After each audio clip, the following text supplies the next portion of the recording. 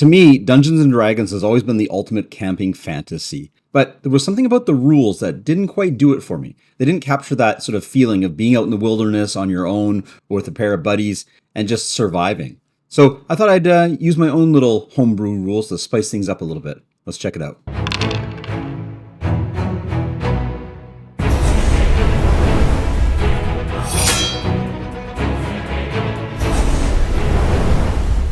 So when it comes to the complete rule set that Dungeons & Dragons throws at the players, there's a lot of things that it does really well, and a lot of the rules actually channel into what's really important in D&D. So it's up to the Dungeon Master to infuse the game with rules and sort of elements that sort of pull out some of the lesser focused on elements of Dungeons & Dragons.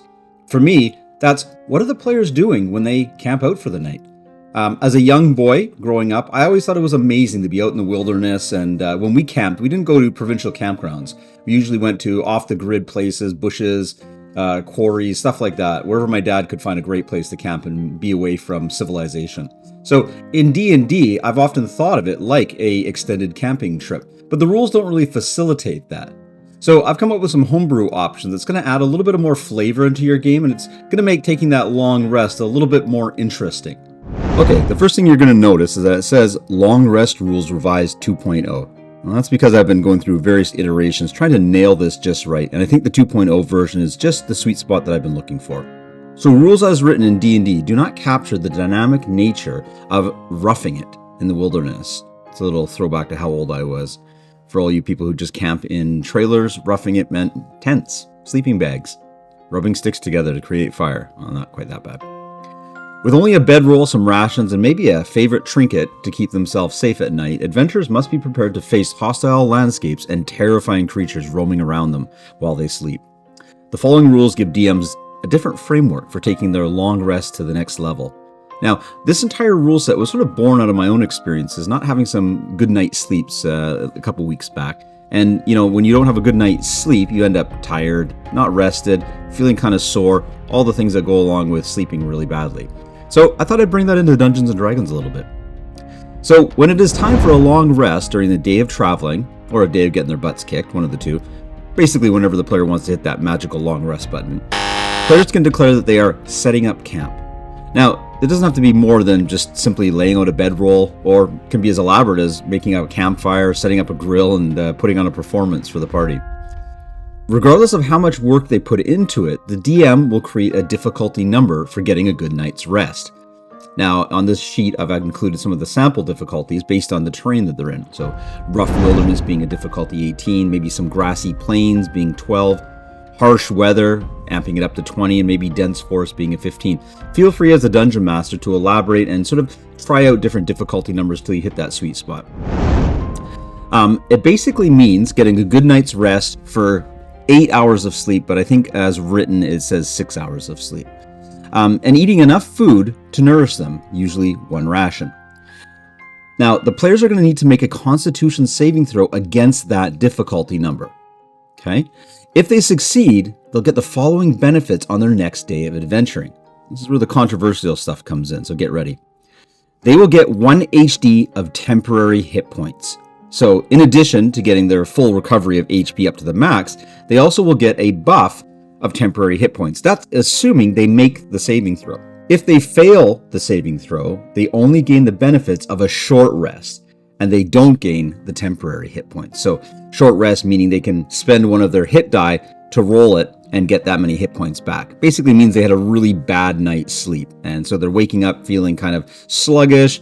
Maybe some of their wounds haven't had a chance to settle in and rest a little bit. In general, they don't get their long rest magic button.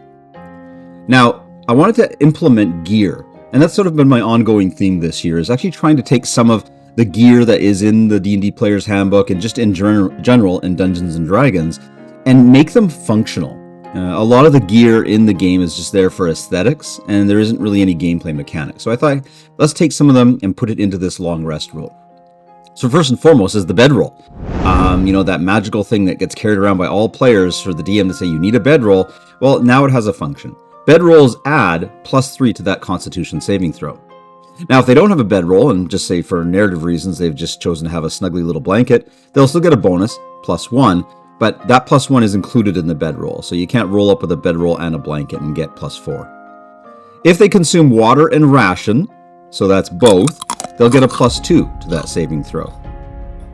Now, if they only consume one or the other for whatever reason in your campaign, then they will get +1 for each one. But if they do consume both, it is a +2. And then lastly, I wanted to pull the tent mechanic in and make it a little bit more desirable to have a tent when taking your long rest. So sleeping in a tent will give you a +2 buff to that saving throw, and it can be combined with the bedroll. So all told, if a player that has a bedroll, a tent, and they drink water and ration overnight, they're going to get a +7 to their saving throw. So that's a pretty big buff, and should ensure that everybody gets a good night's sleep. Now, I know the concept of taking long rests is kind of a sticky point within the D&D community. I, for one, have hated the concept of a long rest ever since it was introduced. The idea of just sort of taking a long rest and not having any consequences really didn't sit well with me. And this is not to mention the fact that as a dungeon master, if players are taking a long rest, you can either forward time and have nothing happen, or you can maybe strip out the minutia of that long rest and maybe roll on some random encounter tables, or maybe stress to the players how dangerous it is to just stop moving and bunker down for a full 8 hours while monsters and other things roam.